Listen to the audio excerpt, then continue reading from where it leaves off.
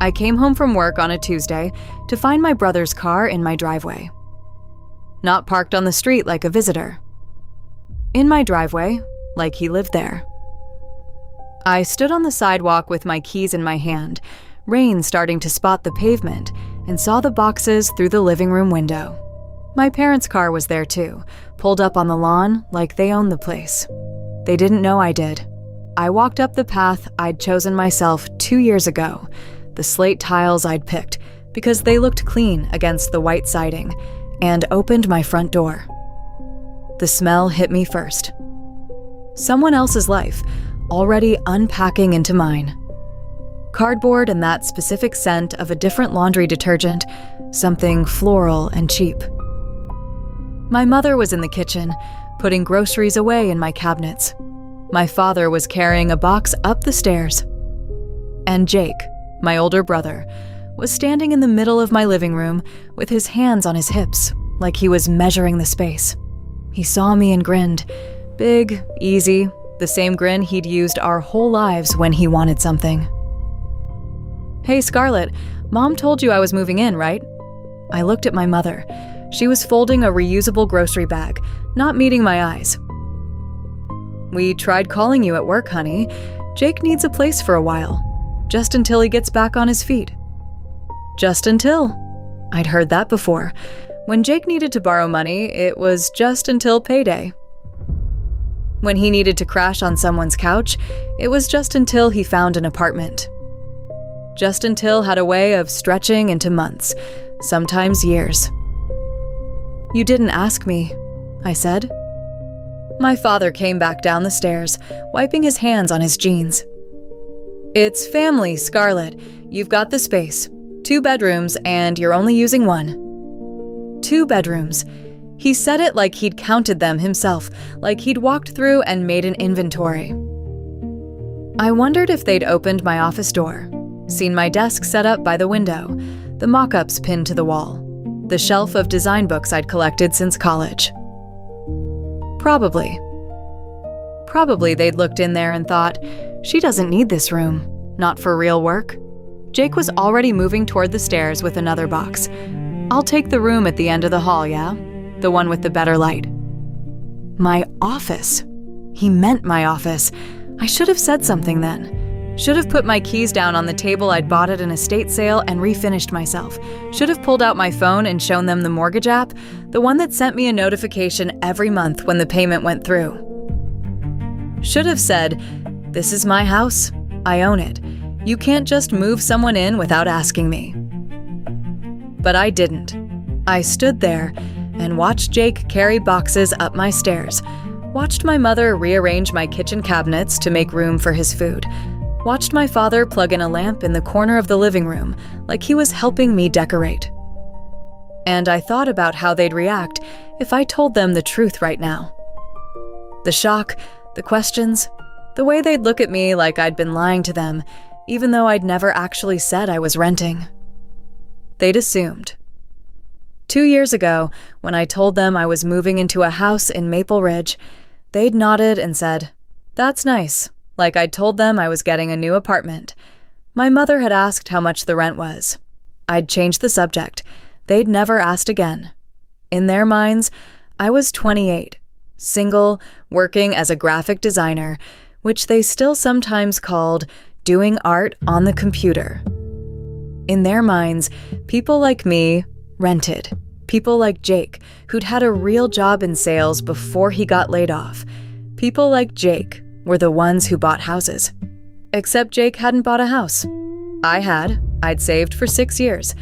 Lived in a studio apartment with a broken heater and a shower that only worked if you held the handle at exactly the right angle. Took on extra freelance projects, the boring ones that paid well. Designing brochures for dental offices and websites for small businesses that wanted everything to look professional but fun. I'd eaten rice and eggs for dinner more nights than I could count. I'd skipped vacations, skipped new clothes, skipped everything that wasn't absolutely necessary. And when I finally had enough for a down payment, I'd gone to the bank by myself, signed the papers by myself, got the keys by myself.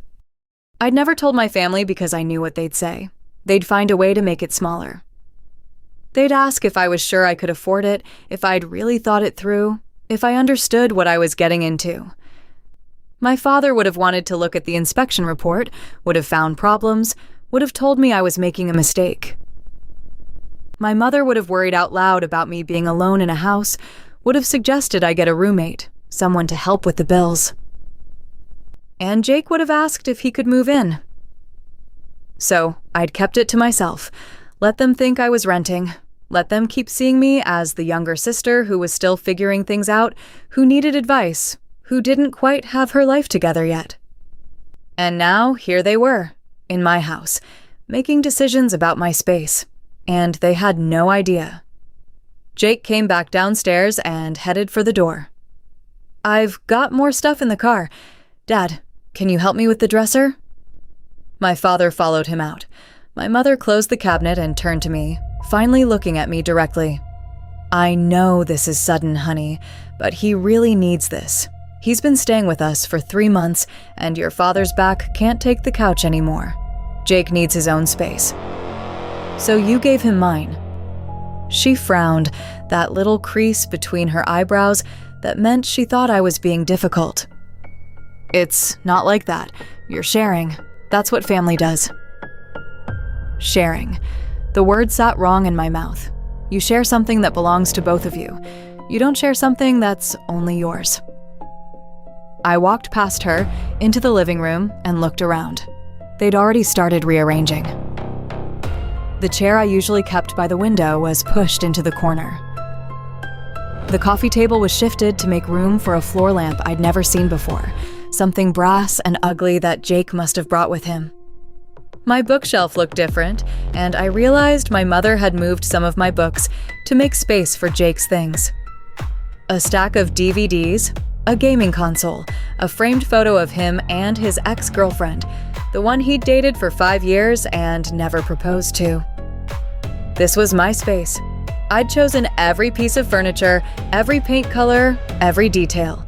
The living room was a soft gray, the kind that looked different depending on the light, warm in the morning and cool in the evening. I'd spent weeks finding the right shade. The couch was navy blue, deep and solid, the first expensive thing I'd ever bought new. The rug was vintage, a geometric pattern in cream and rust that I'd found at a flea market and had cleaned professionally. And now, Jake's life was spreading into it, covering it over, making it look like someone else's house. I heard them coming back in, Jake and my father carrying the dresser between them, grunting with the weight. They maneuvered it through the door, bumping the frame, and started up the stairs. My mother was back in the kitchen, humming, putting a box of Jake's cereal on the shelf next to my coffee. I looked down at my keys, still in my hand. The keychain was a small enamel pin I'd bought from an artist at a craft fair, a tiny house with a red door. I'd bought it the week I moved in, a little symbol of what I'd accomplished, what I owned. They didn't know, and part of me wanted to keep it that way, just for a little longer. I wanted to see how far they'd go, how much they'd assume, how much of my life they'd try to rearrange before I stopped them. I wanted to see what it felt like to watch them take over something that was mine, knowing the whole time that I could end it whenever I wanted. If you want to see what happens when they finally find out the truth, make sure you're subscribed. Hit that like button. Because this story is just getting started, and trust me, the look on their faces when I tell them is going to be worth everything. 2 years ago, I was 26 and tired of being invisible. Not to strangers, to my family. Every holiday dinner, every birthday, every casual Sunday lunch, the conversation flowed around me like I was a stone in a river. Jake's job, Jake's girlfriend, Jake's plans to buy a house someday, when the market was right, when he'd saved enough, when the timing was perfect. My parents nodded along, offered advice, asked follow-up questions. When they turned to me, it was different. "How's work, Scarlett? my mother would ask, and before I could answer with anything specific, she'd already be passing the potatoes. My father would say, "Still doing the computer thing?" like I'd told him once, and he'd forgotten, even though I'd been a graphic designer for 6 years by then. I'd tried, early on, to make them understand. Showed them a logo I'd designed for a local brewery, one that ended up on billboards and beer cans all over the state. My father had squinted at it and said, "That's nice, honey. Did they pay you well?" My mother had asked if I'd ever thought about getting a teaching certificate, something stable, something with benefits. Jake had looked at it for maybe 5 seconds and said, "Cool. Hey, did I tell you I'm up for a promotion?" So I stopped trying. Stopped bringing my work to family dinners. Stopped talking about the clients I was landing, the projects I was proud of, the slow, steady way I was building something. I let them think what they wanted to think, that I was doing fine, getting by, making enough to pay rent and buy groceries, but nothing serious, nothing real. And while they weren't paying attention, I was saving everything. I'd started small, 10% of every paycheck, tucked into a separate account I never touched, then 15%. Then I started taking on extra projects, the kind I could do in the evenings and on weekends. A website for a yoga studio, a menu redesign for a restaurant, branding for a woman who was starting a candle business out of her garage. The work wasn't always exciting, but it paid, and every deposit went straight into the house fund. I lived in a 400 square foot studio in a building that smelled like old carpet and someone else's cooking. The heater rattled all winter and barely worked. The shower had a leak that the landlord kept promising to fix and never did. I had to hold the handle at exactly the right angle, just a little bit up and to the left, or the water would go ice cold without warning. I learned to shower fast. My furniture was a mix of hand-me-downs and curb finds. A couch my college roommate had left behind when she moved across the country. A table I'd found on the sidewalk and sanded down, painted white, sanded again when I didn't like the finish. My desk was a door laid across 2 filing cabinets. It wasn't pretty, but it worked. I didn't go out much, didn't buy new clothes unless something wore through, didn't take vacations. My friends would invite me to weekend trips, concerts, dinners at nice restaurants, and I'd say I was busy, I had a project due, maybe next time. After a while, they stopped inviting me as often. I told myself it was temporary. Just until I had enough saved. Just until I could afford the down payment. It took 6 years. 6 years of rice and eggs for dinner. 6 years of walking past store windows and not going in. 6 years of watching my bank account grow, slowly, painfully slowly, until the number finally looked like enough. I didn't tell anyone I was looking at houses. I scrolled through listings alone, late at night after I'd finished work for the day. I learned what I could afford, what neighborhoods were in my range, what needs TLC really meant. I went to open houses by myself on Sunday afternoons, walked through empty rooms, tried to picture my life in them. And then I found the house in Maple Ridge. It was small, 2 bedrooms, 1 bathroom, a kitchen that was outdated but functional. The living room had good light, big windows facing south. The backyard was mostly dirt, but there was a maple tree in the corner, the kind that would turn bright red in the fall. The house was white with gray trim. Simple, clean, nothing fancy. The listing said it needed cosmetic updates, which meant the carpet was old, and the walls were beige, and the bathroom had pink tile from the 1980s. I loved it immediately. I put in an offer that night. The seller accepted 2 days later. I had the inspection done, read through every page of the report, understood that I was buying something imperfect, something that would need work. I didn't care. It was mine. The closing was on a Thursday morning in October. I took the day off work, told my boss I had an appointment. I wore the one nice blazer I owned and sat in a conference room with the seller and both our agents and a title company representative who walked me through every document. I signed my name so many times, my hand cramped. And at the end, they handed me the keys. I sat in my car in the parking lot for 10 minutes, just holding them. 2 keys on a plain metal ring. One for the front door, one for the back. I'd never owned keys to a house before. I'd rented for 8 years, always with the understanding that the space wasn't really mine, that I could be asked to leave with 60 days' notice, that I couldn't paint the walls or hang anything heavier than a picture frame without permission. These keys were different. They meant I could do whatever I wanted.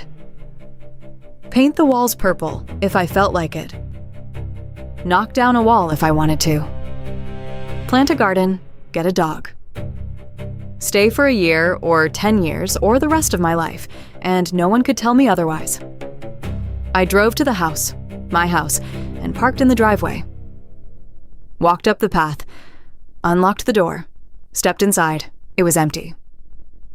The seller had moved out the week before. The carpet still had vacuum lines. The walls were still beige. The pink bathroom tile was still pink, but it was mine. I walked through every room, slowly. Stood in the middle of the living room and turned in a circle, taking it in. Opened the closets. Tested the light switches. Ran my hand along the kitchen counter. Looked out the back window at the maple tree, its leaves just starting to turn. I didn't cry, but I wanted to. Not sad crying, the other kind. The kind that happens when you've worked for something for so long that you've almost forgotten why you started, and then suddenly you have it, and it's real, and it's yours. I took a photo of the empty living room and almost sent it to my parents. Almost called them and said, "Guess what? I bought a house." But I stopped myself. Because I knew what would happen. They'd be surprised, sure, maybe even proud. But then the questions would start. How much did you pay? What's your mortgage? Are you sure you can afford this? Did you have someone look at the foundation? What if something breaks? What if you lose a client? What if you can't make the payments? They'd find a way to make it smaller. To make me feel like I'd made a mistake, like I'd gotten lucky, like I didn't really know what I was doing. So I didn't tell them. I moved in the next weekend, by myself, carrying boxes up the path and through the door. I painted the living room gray, a color I'd been thinking about for months. I ripped up the old carpet and had the hardwood floors underneath refinished. I saved up and replaced the pink tile in the bathroom, put in simple white subway tile that made the whole room feel bigger. I bought furniture slowly, piece by piece, only when I could afford it. The navy couch. A bed frame that wasn't just a mattress on the floor. A kitchen table, a rug for the living room. Every single thing was a choice I made, something I picked because I liked it, because it fit the space I was creating. When my parents asked where I was living, I said Maple Ridge. When they asked about the place, I said it was nice. 2 bedrooms, good light. They nodded and assumed I was renting. I didn't correct them. I told myself it wasn't lying. It was just letting them believe what they already believed, that I was still figuring things out, still getting by, still the younger sister who needed advice, who hadn't quite gotten her life together yet. And for 2 years, it worked. I lived in my house, made my mortgage payments, built my life exactly the way I wanted it. My parents visited once, early on, and my mother had walked through and made suggestions. You should get some curtains for the living room, and maybe a nice tablecloth. This place could use some color. I'd nodded and said maybe, and then never changed anything. They didn't visit often. Usually I went to their house for holidays, for birthdays, for the occasional Sunday dinner. My house stayed mine. Private. Separate from the part of my life where I was still just Scarlett, the younger one, the one who did art on the computer. Until today. Until I came home and found Jake's car in my driveway, his boxes in my living room, my parents rearranging my kitchen like they had the right.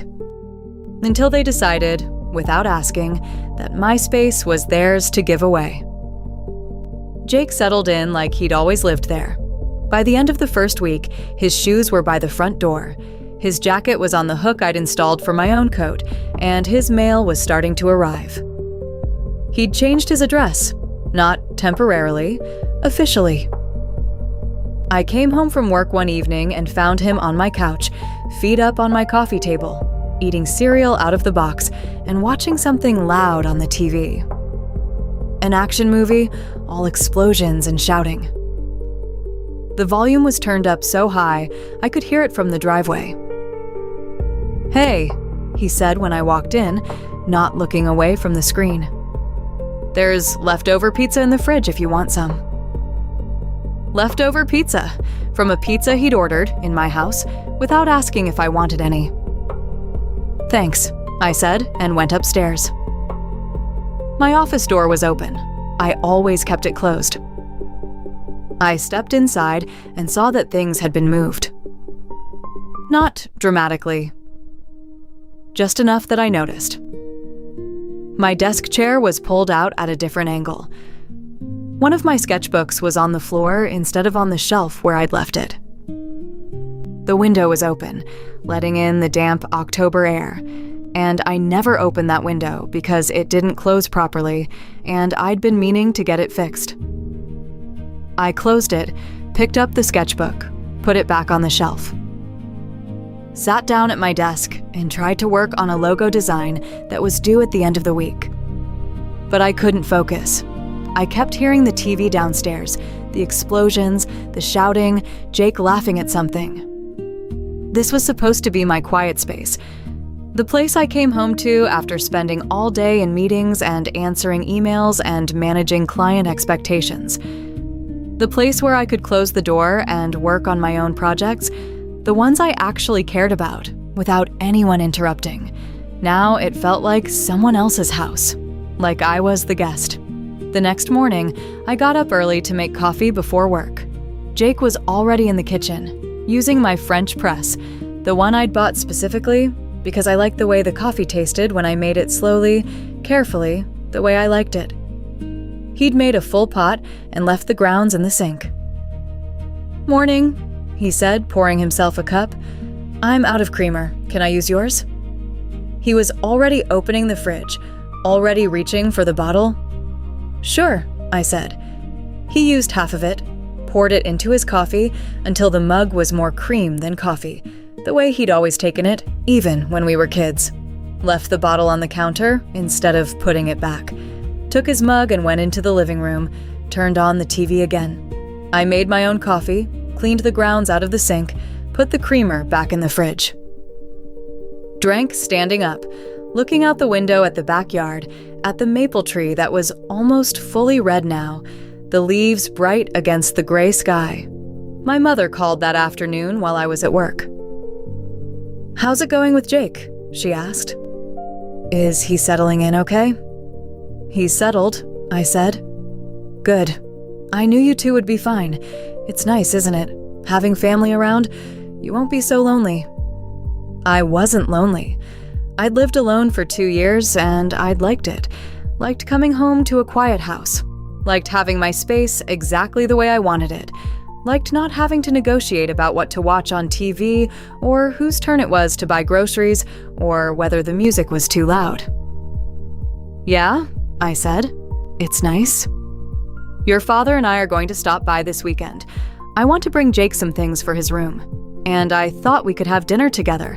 I'll bring a casserole." She didn't ask if that was okay. Didn't ask if I had plans. Just told me they were coming, like it was already decided. Saturday morning, they showed up with bags from Target. Curtains for Jake's room, a new comforter, a lamp. My mother went straight upstairs, and I heard her in my office, the room Jake had claimed, talking to him about where to hang the curtains, whether he liked the color, if he needed anything else. My father stayed downstairs with me. He looked around the living room, hands in his pockets, and frowned. "You should really do something about that wall. The paint's chipped by the baseboard." I'd noticed the chip. I'd been planning to fix it. It was on my list, along with a dozen other small things that I'd get to eventually, when I had time, when I felt like it. "I'll get to it," I said. "I could fix it for you. I've got some spackle in the truck." "That's okay. I'll handle it." He looked at me like I'd said something strange. "It's no trouble. I'm here anyway." "I said I'll handle it." He shrugged, but I could see he was annoyed. He didn't understand why I wouldn't just let him help. Didn't understand that I didn't want help. That I wanted to fix my own house, in my own time, the way I wanted to fix it. My mother came back downstairs with Jake. "His room looks so much better now. You should see it, Scarlett. Much more put together." My office. She meant my office looked better now that Jake had moved his stuff in, and she'd bought him curtains. She went into the kitchen and started unpacking groceries. Things for Jake, his favorite snacks, the specific brand of bread he liked. A case of the energy drinks he was always drinking, the ones that came in bright blue cans and tasted like chemicals. "I picked up a few things for you too, honey," she said, holding up a box of tea. The kind I used to drink in college. I didn't drink it anymore. I told her that, multiple times. "Thanks," I said. She put it in the cabinet, rearranging my mugs to make space. Moved my coffee to a different shelf. Put Jake's energy drinks in the fridge, taking up the entire bottom shelf, pushing my groceries to the side. Dinner was the casserole she'd brought, something with chicken and rice and cream of mushroom soup, the same thing she'd been making for 20 years. We ate at my kitchen table, the four of us, and it felt like being back in my childhood home. My parents talking to Jake about his job search, about the interviews he had coming up, about his plan to get back into sales. Jake talking about his ideas, his goals, the companies he was looking at. No one asked me about work. No one asked what I was working on, if I had any new clients, how my business was going. I sat there and ate casserole and listened to them talk around me. After dinner, my father went out to his truck and came back with a toolbox. Fixed the chipped paint without asking again. My mother washed the dishes, reorganized my dish rack, moved my cutting board to a different drawer because she thought it made more sense there. And Jake asked me for a copy of the keys. We were standing in the living room. My parents were getting ready to leave. Jake had his hands in his pockets, casual, like it was no big deal. "I need a set," he said, "in case I get home before you, or if I need to run out while you're at work. Just makes sense, right?" I looked at him. At my parents, watching, waiting for me to agree. At the keys hanging on the hook by the door. My keys, the ones I'd been given the day I closed on this house. "Sure," I said. "I'll get a copy made." My mother smiled. "That's good. You two should both have keys. It's your home." Our home. She said it like it was a fact, like Jake had as much right to be here as I did, like this was something we shared equally, something that belonged to both of us. I didn't correct her. I just nodded and said goodnight, and closed the door after they left. Jake was already back on the couch, scrolling through his phone. "Thanks for being cool about this," he said, not looking up. "I know it's an adjustment, but it'll be good. We can split the rent, make it easier on both of us." Split the rent. He thought I was paying rent. He thought we were both tenants here, both contributing equally, both with the same claim to the space. I went upstairs and sat on my bed and looked at my phone. Opened the mortgage app, looked at the payment that had gone through 2 weeks ago. $3,000. Principal, interest, property tax, insurance. All of it coming out of my account. None of it coming from Jake. He had no idea. None of them did. And I still wasn't ready to tell them. The second week was worse than the first. Jake started having people over. Friends from his old job, guys I'd never met, who showed up on weeknight evenings and stayed until midnight. They'd sit in my living room, drinking beer, playing video games on the TV, talking loud enough that I could hear every word through my bedroom floor.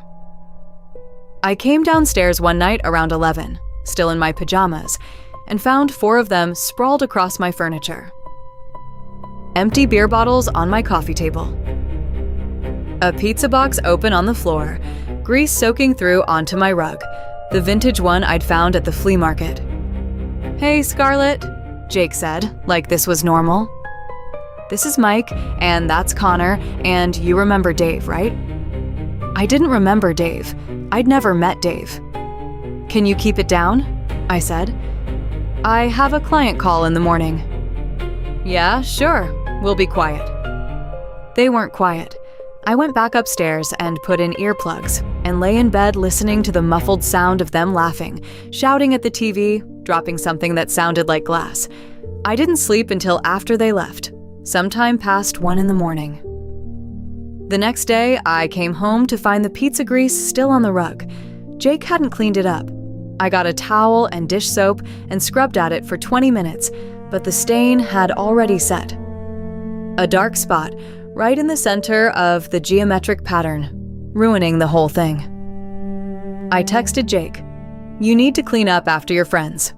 He texted back an hour later, "My bad, I'll get it next time." There was a next time, and another one after that. By the end of the month, my living room smelled like stale beer and old pizza. My coffee table had water rings on it, from bottles set down without coasters. The couch cushions were permanently dented from people sitting in the same spots, over and over. I started staying in my bedroom more, coming home from work and going straight upstairs, closing the door, putting on headphones, eating dinner at my desk instead of at the kitchen table, avoiding the common spaces that didn't feel like mine anymore. But I couldn't avoid my office. I needed it for work. And Jake had fully taken it over. He'd moved his bed in, his dresser, his clothes. My desk was shoved into the corner, barely enough room to pull out the chair. My shelves were half empty because he'd needed space for his things. The closet that I'd used for storage was full of his jackets, his shoes, boxes of stuff he hadn't unpacked yet. I tried to work in there one afternoon and he was asleep, curtains drawn, the room dark and stuffy. I opened the door and he groaned and rolled over. "Can you not? I worked a late shift last night." He'd gotten a job, part-time, at a warehouse, overnight shifts, which meant he slept during the day, in my office, in the room where I needed to work. "I need to use my desk," I said. "Can you use the kitchen table? Just for today. I barely got any sleep." I used the kitchen table, and the next day, and the day after that, until it stopped being temporary and started being permanent. My office wasn't my office anymore. It was Jake's room, and I was the one who had to adjust. My parents kept coming by. Every weekend, sometimes twice a week. My mother would bring groceries, cook dinner, do laundry. Jake's laundry. She'd fold his clothes and put them away in his dresser, the one that was taking up space in my office, and she'd hum while she did it, happy to be taking care of him. My father would find projects, fixed the loose handle on the front door, tightened the screws on the kitchen cabinets, mowed the lawn, which I'd been planning to do myself that weekend. He'd finish and come inside and say, "You really need to keep up with this stuff, Scarlett. A house takes work." A house takes work. Like I didn't know that. Like I hadn't been maintaining this place by myself for 2 years, before they showed up. One Saturday, I came home from running errands and found my mother in my bedroom. She was changing the sheets on my bed, putting on a set I didn't recognize. Floral, pink and green, something she must have brought from home. "What are you doing?" I said. She looked up, surprised. "I'm helping. These sheets are so much nicer than those plain white ones you had, and I brought you some throw pillows. They'll brighten up the room." The throw pillows were on my bed. Ruffled, pastel, the kind of thing she would have picked out for me when I was 16. Not the kind of thing I would ever choose for myself now. "I liked my sheets," I said. "Oh, honey, these are better. Trust me." She finished making the bed, fluffed the pillows, stepped back to admire her work. "There, doesn't that look nice?" It looked like her house, like my childhood bedroom, like a space that belonged to someone else. I waited until she left, then stripped the bed and put my own sheets back on. Shoved the floral ones and the throw pillows into the back of my closet. But the next weekend, she brought more things. A decorative bowl for the kitchen counter.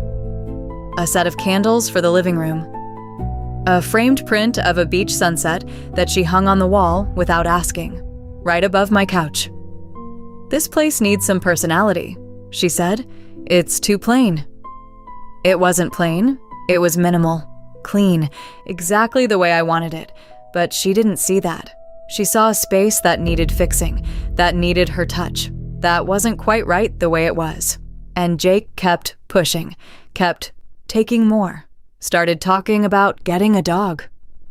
"It'd be good for the house," he said one night over dinner, another casserole my mother had brought.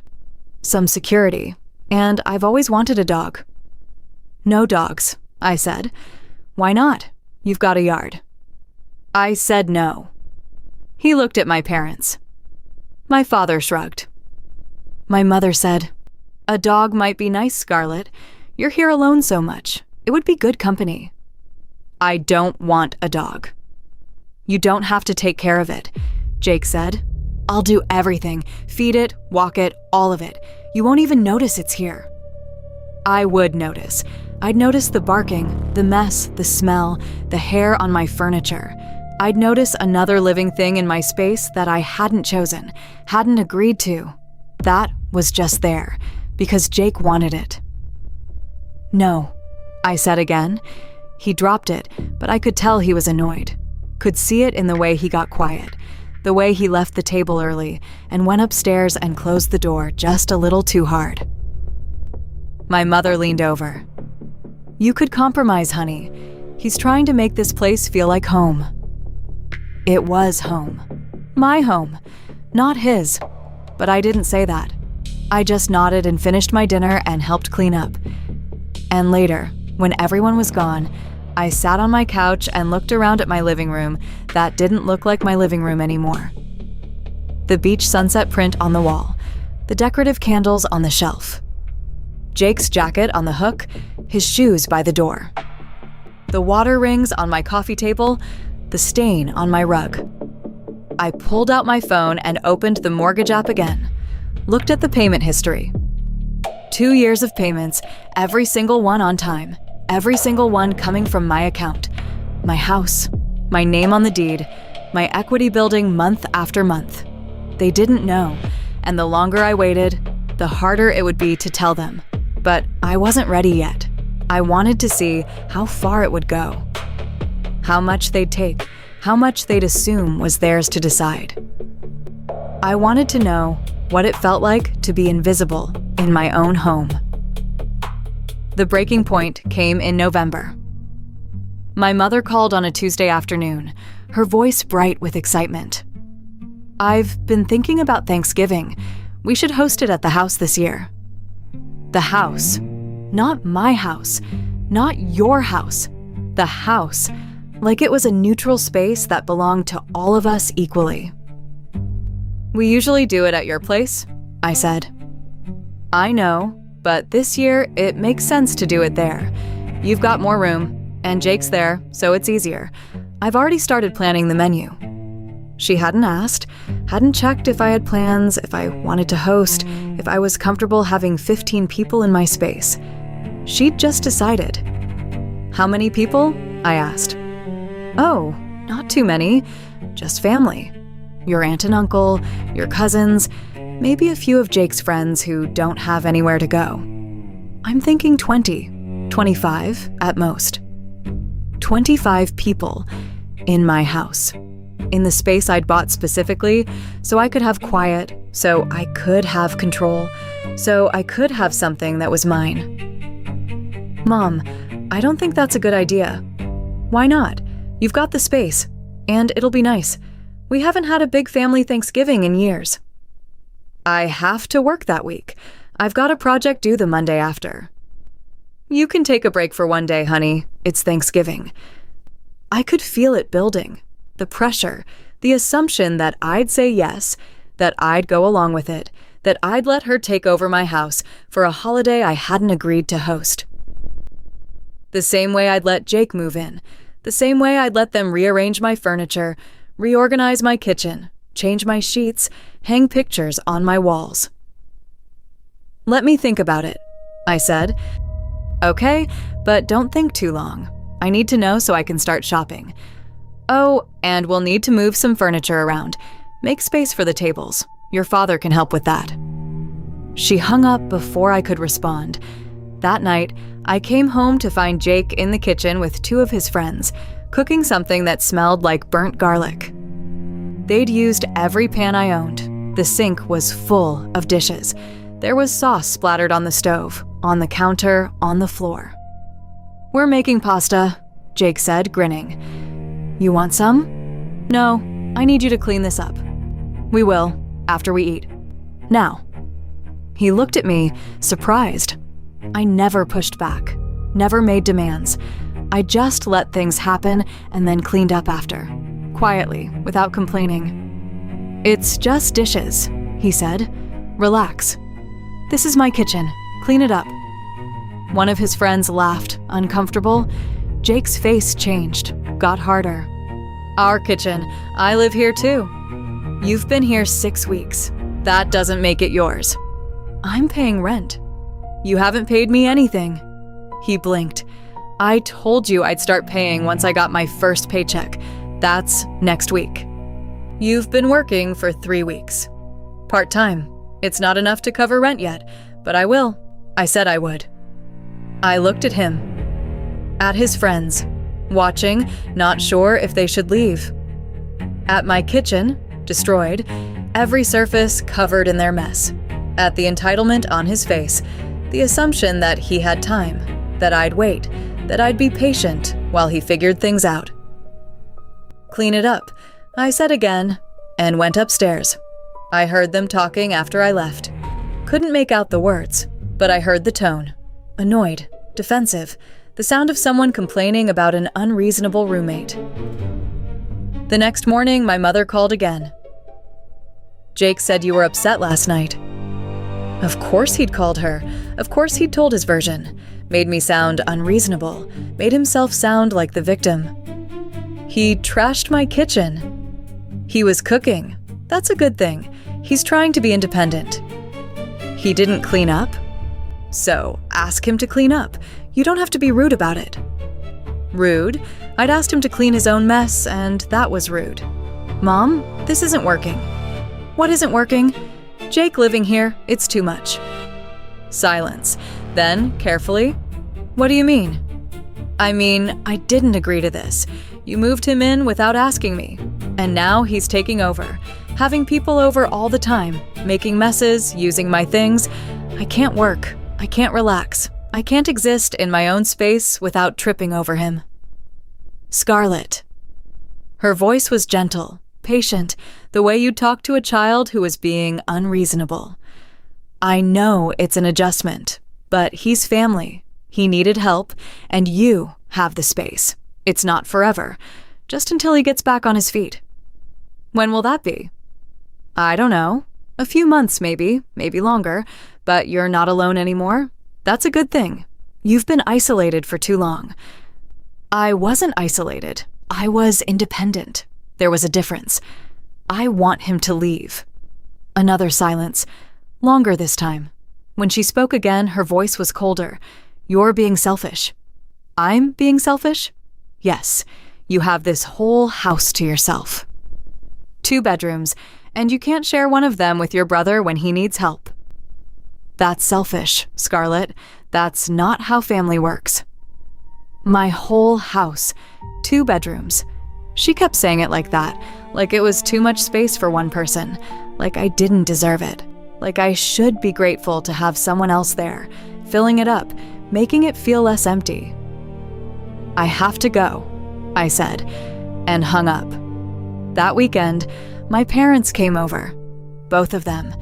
They sat me down at my kitchen table, the one I'd bought with my own money, in my house that they didn't know I owned, and they talked to me like I was a problem that needed solving. "We're worried about you," my mother said. "I'm fine." "You're not. You're stressed. You're pushing people away. You're making this harder than it needs to be. I just want my space back."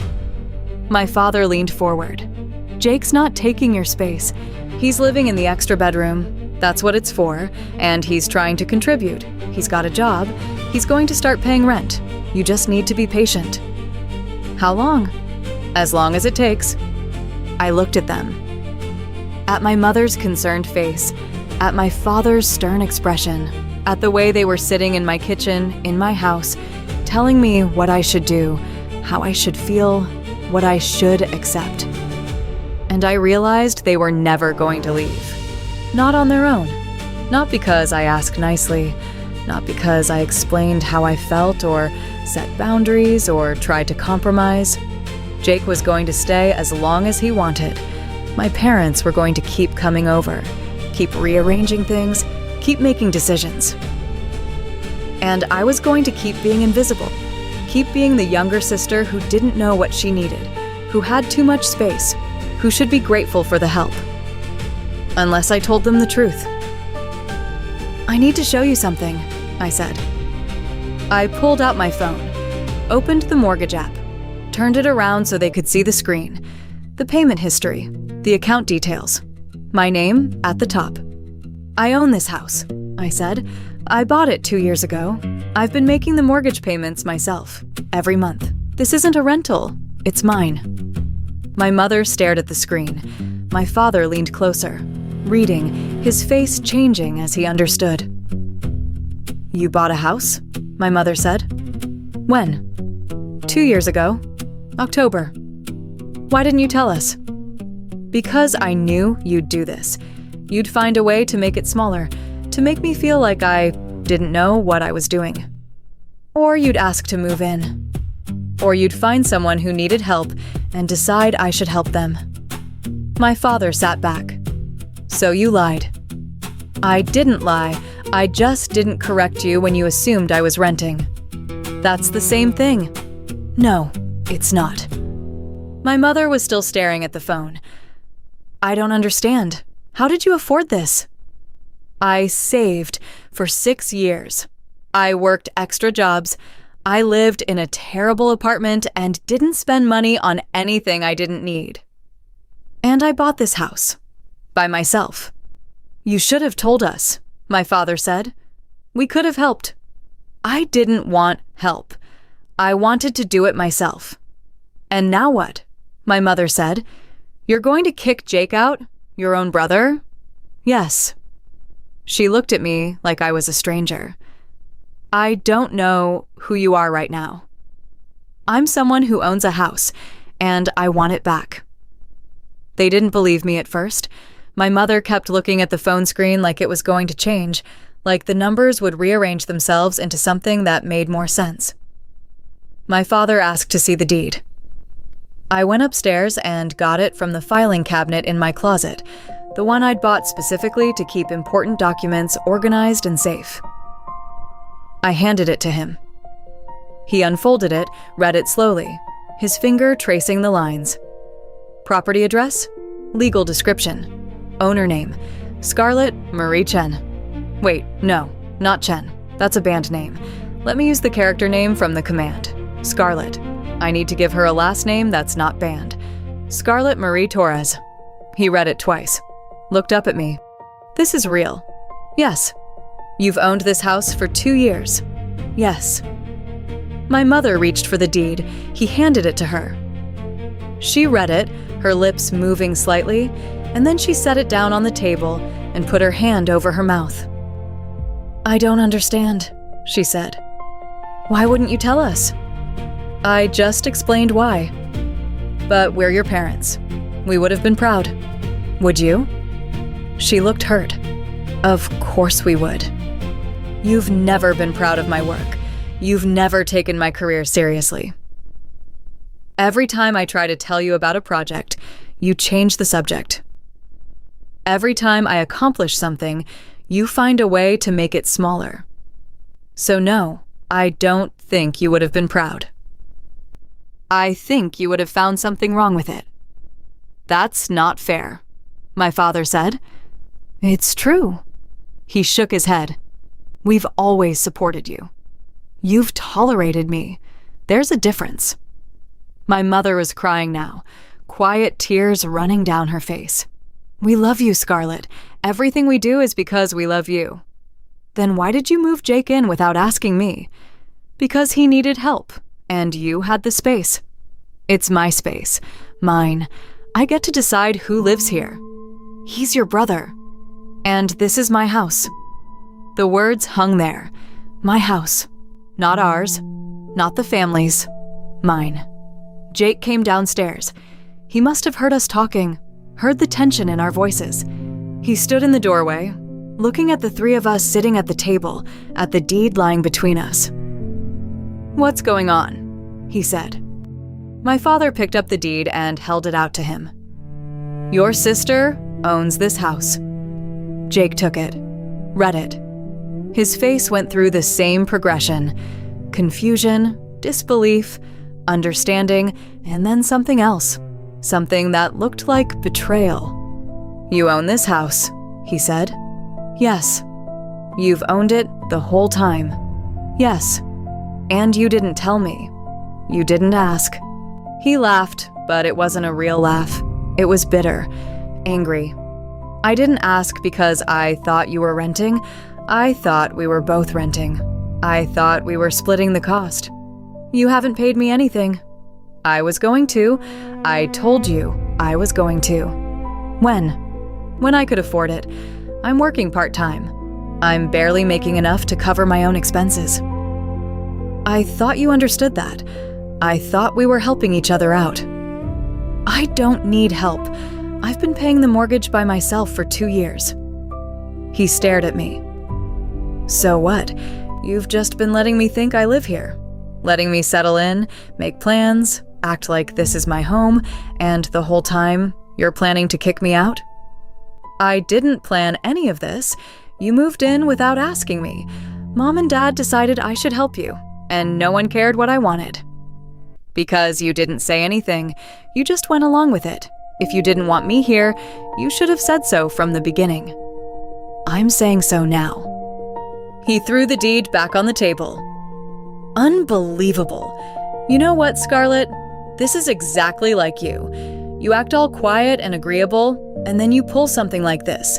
You let people think one thing, and then you turn around and make them feel like idiots for believing it." "I never lied to you." "You didn't tell the truth. That's the same thing." It was the same thing my father had said. And maybe they were right. Maybe letting them believe something false was the same as lying. But I didn't feel guilty. I felt angry. Angry that they thought I owed them the truth when they'd never bothered to ask.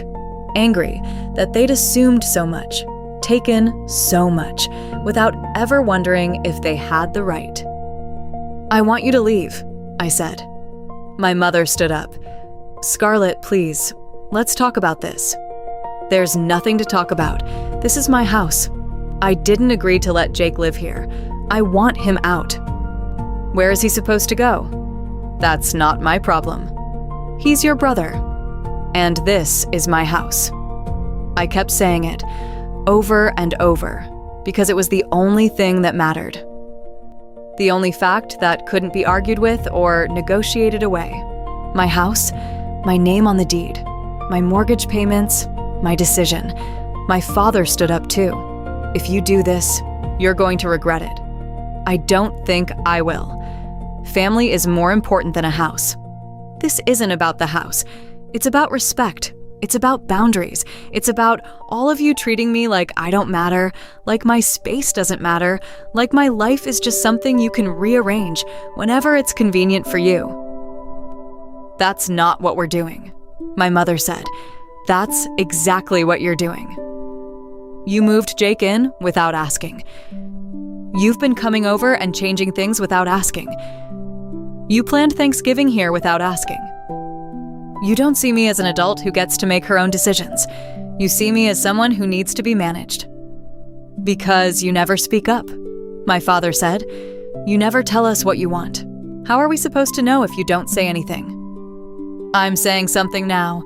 I want Jake out. I want you to stop coming over without calling first.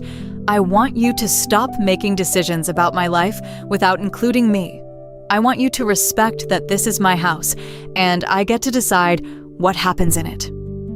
Silence, long and heavy. My mother was still crying. My father looked angry, his jaw tight.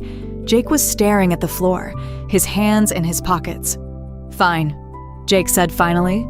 I'll leave, but don't expect me to forget this. I don't. He went upstairs. I heard him moving around, opening drawers, throwing things into bags. My parents stood there, not sure what to do. My mother looked like she wanted to say something, but my father put his hand on her arm and shook his head. We'll help him pack, he said, and then we'll go. They went upstairs. I stayed at the kitchen table, listening to them move through my house, through my office that Jake had claimed, packing up his life. It took 2 hours. 2 hours of footsteps on the stairs, of car doors opening and closing, of boxes being carried out. When they were done, my father came back inside. He's got everything. We're taking him back to our place. Okay. I hope you know what you're doing. I do? He looked at me for a long moment. You've changed. No, you just never knew me. He left. My mother came in last, her eyes red.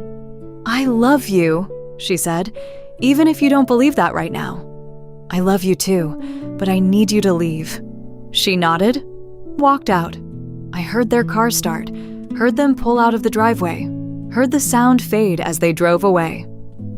And then the house was quiet. I sat there for a long time, just listening to the silence. No TV blaring, no footsteps upstairs, no voices, just the sound of the heater clicking on, the rain starting outside, the house settling around me. My house, empty again. Mine again. I got up and walked through it. Living room, kitchen, upstairs to my office. Jake had taken everything. The bed, the dresser, the clothes. The room was empty except for my desk, my chair, my shelves. I pushed the desk back to where it belonged, under the window. Sat down in my chair. Looked out at the backyard, at the maple tree. Its branches bare now. The red leaves all fallen. It felt right. It felt like mine. I pulled out my phone and texted my landlord from 2 years ago, the one who'd rented me that terrible studio. Asked if he still had any units available. Then I deleted the text. I didn't need a backup plan. I didn't need to apologize. I didn't need to second-guess myself. I'd done the right thing. And if my family couldn't see that, that was their problem, not mine. The first thing I did was change the locks. I called a locksmith the next morning, had him come out that afternoon. New deadbolt, new handle, new keys.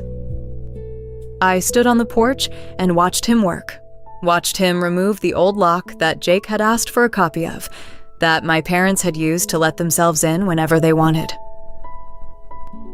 The new keys were brass, shiny, unused. I put them on my keychain, next to the little enamel house with the red door. A new beginning, a fresh start. I spent the weekend cleaning. Scrubbed the kitchen until it smelled like lemons instead of burnt garlic. Shampooed the couch cushions. Tried one more time to get the pizza grease out of the rug, and when it wouldn't come out, I rolled it up and put it in the garage. I'd find a new one eventually. Something I chose. Something without stains. I took down the beach sunset print my mother had hung above the couch. Patched the nail holes. Repainted that section of wall. Put up a piece of art I'd been saving, a print from a local artist, all clean lines and muted colors, something that felt like me. My office was empty, so I filled it back up, moved my desk to the center of the room where the light was best, brought my books back to the shelves. Hung my favorite design mock-ups on the wall, set up my space exactly the way I wanted it, exactly the way it had been before Jake moved in. It took 3 days to make the house feel like mine again. But by Monday morning, when I sat down at my desk with my coffee and looked out at the backyard, at the bare maple tree and the gray November sky, it felt right. It felt peaceful. My parents didn't call for 2 weeks. When my mother finally did, her voice was careful, formal. "How are you?" "I'm good. We'd like to talk. Can we come over?" "You can come over if you call first, and if I say yes." Silence. Then, "Okay. Can we come over this weekend?" "Saturday afternoon, 2 o'clock. They showed up exactly on time, knocked on the door instead of using a key they no longer had. I let them in. We sat in the living room, in the space I'd reclaimed, and they looked around like they were seeing it for the first time. "It looks nice," my mother said. "Thank you." "We owe you an apology," my father said. "We should have asked before moving Jake in. That wasn't fair to you." "No, it wasn't. We just thought we were helping, both of you." "You weren't helping me. You were making assumptions about what I needed without asking what I wanted." My mother twisted her hands in her lap. "We didn't know you owned the house. If we'd known, we would have handled things differently. Would you? Or would you have just asked me to let Jake stay, because I could afford it?" She didn't answer, because we both knew the truth. "I need you to understand something," I said. "I'm not the person you think I am. I'm not someone who needs to be taken care of or managed or fixed. I have a career I'm proud of. I own a house. I've built a life that works for me. And I need you to respect that." "We do respect you," my father said. "Then prove it. Stop making decisions for me. Stop assuming you know what's best. Stop treating me like I'm still a kid who doesn't know what she's doing." They nodded, promised they would try. And I believed them mostly, not because I thought they'd change overnight, but because I'd changed. I'd set a boundary, and I'd enforce it if I had to. They asked about Jake. I told them I hoped he was doing well, and I meant it. I didn't hate him. I just didn't want him living in my house. There was a difference. They left after an hour, hugged me at the door, said they loved me. I said it back, and I meant that too. The house was quiet after they left, but it was a good quiet, the kind I'd missed, the kind I'd worked 6 years to afford. I walked through my space, my home, and felt something I hadn't felt in months. Peace, control, the certainty that this was mine, that I'd earned it, that no one could take it away from me unless I let them. I'd learned something important, that protecting your space means protecting yourself, that boundaries aren't selfish, that saying no is sometimes the most honest thing you can do. And I'd learned that I was stronger than I thought, strong enough to save for 6 years, strong enough to buy a house by myself, strong enough to stand up to my family when they pushed too far. The maple tree in the backyard would bloom again in the spring. The house would need repairs, updates, care, and I'd handle it, by myself, on my own terms, because this was my house, and I was finally ready to live in it the way I'd always wanted to. If you've ever had to set boundaries with family, if you've ever had to reclaim your space, if you've ever felt invisible in your own life, leave a comment. I'd love to hear your story. And if this resonated with you, hit that like button, subscribe to the channel, and share this with someone who needs to hear it. Sometimes the bravest thing you can do is protect what's yours. Thanks for listening.